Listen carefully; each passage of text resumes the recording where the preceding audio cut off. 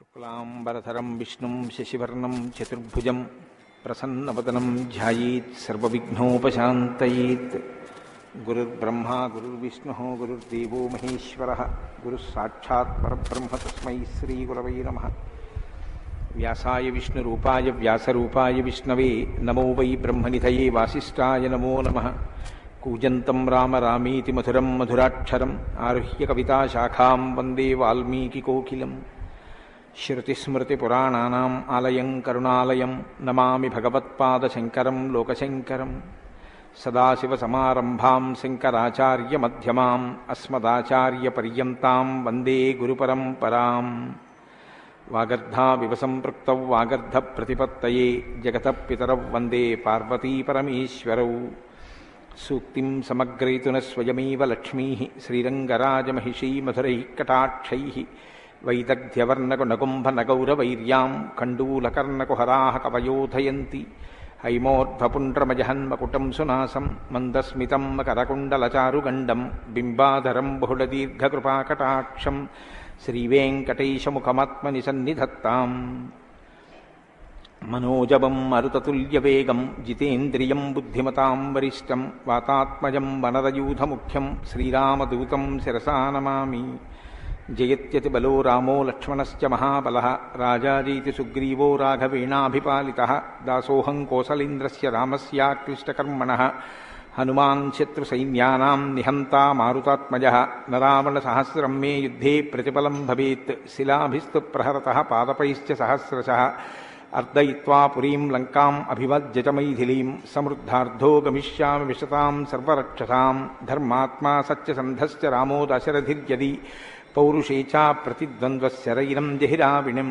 ఆపదామపహర్తారం దాతారం సర్వసంపదాం లోకాభిరామం శ్రీరామం భూయో భూయో నమామ్యహం. శరజ్యోత్స్నాశుద్ధాం శశీతజటాజూటమకుటాం వరత్రాసత్రాణస్ఫటికఘటికా పుస్తకకరాం. సకృన్నత్వా నత్వా కథమివ సతాం సన్నిధదతే మధుక్షీరద్రాక్షా మధురిమధురీణాః ఫణితయః. హరి ఓం. పరమేశ్వర స్వరూపైన సభకి నమస్కారం. ఈనాడు శంకర భగవత్పాదుల చేత ప్రతిష్ఠించబడినటువంటి భారతదేశం నాలుగు మూలలా ఉన్నటువంటి 4 పీఠాలలో సార్వభౌమ పీఠంగా పరిగణింపబడినటువంటి దక్షిణ భారతదేశంలోని శృంగగిరి పీఠానికి ఆధ్వర్యం వహిస్తున్న పూజ్యపాదులు శ్రీ శ్రీ శ్రీ భారతీ తీర్థస్వామి వారి యొక్క దివ్యమైనటువంటి సందేశంతో ప్రారంభమై వారి యొక్క అనుగ్రహ ఆశీస్సులతో ప్రారంభమైన ఈ శ్రీరామాయణ యజ్ఞ కార్యక్రమంలో 42 రోజుల పాటు 7 రోజులు ఒక కాండ చప్పున 6 కాండలు 6 ఏళ్లు 42 రోజులలో పూర్తి చేసి చిట్ట చివర పట్టాభిషేకం వరకు శ్రీరామాయణాన్ని సంపూర్ణంగా ప్రవచనం చేసేటటువంటి భాగ్యం నాకు కలగడం పరమేశ్వరుని యొక్క నిర్హేతుక కృపాకటాక్ష వీక్షణంగా భావన చేస్తున్నాను. శ్రీరామాయణం నిజంగా శ్రీరామాయణమే. ఎందుచేత నేను ఈ మాట అంటున్నానంటే ఇప్పుడే మీరు పీఠాధిపతుల యొక్క అనుగ్రహ భాషణంలో విన్నారు.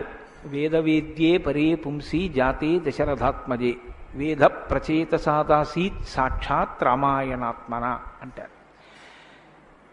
అందులో ఎంత గొప్ప మాట అన్నారంటే వేదవేద్యే పరే పుంసి, వేదము చేత ప్రతిపాదింపబడినవాడు, వేదము చేత తెలియబడేటటువంటి వాడు, వేదము ప్రమాణముగా ధర్మానుష్ఠానము చేసి మానవ జన్మ తరింప చేసుకుని భగవంతుని యొక్క అనుభవాన్ని మనం పొందడానికి వీలైనటువంటి స్థితిని కలిగి ఉన్నవాడైనటువంటి పరమేశ్వరుడు రామచంద్రమూర్తిగా ఈ భూమండలం మీద అవతరించి 11,000 సంవత్సరములు కరచరణాదులతో నడయాడాడు. రాముడు వేదము చేత ప్రతిపాదింపబడినటువంటి పరమేశ్వర స్వరూపం. ఆ భగవంతుడే రాముడిగా వచ్చాడు. భగవంతుణ్ణి ప్రతిపాదించేటటువంటి వేదం వాల్మీకి మహర్షి నోటి వెంట శ్రీరామాయణంగా వచ్చింది. అందుకే శ్రీరామాయణానికి వేదోపబృంహణము అని పేరు. వేదమే రామాయణం. వేదం దేన్ని ప్రతిపాదిస్తుంది? ప్రధానంగా వేదమంతా ధర్మమే ప్రతిపాదన చేస్తుంది. ధర్మం అంటే ఏమిటి? ధ్రియతేవా జనైరితి ధర్మం అని అమరకోశం. ధర్మం అంటే తెలుసుకోవడం ధర్మంలో ఒక భాగం. కేవలం తెలుసుకోవడం ధర్మం కాదు. తెలుసుకున్నాడు, అనుష్ఠించడు.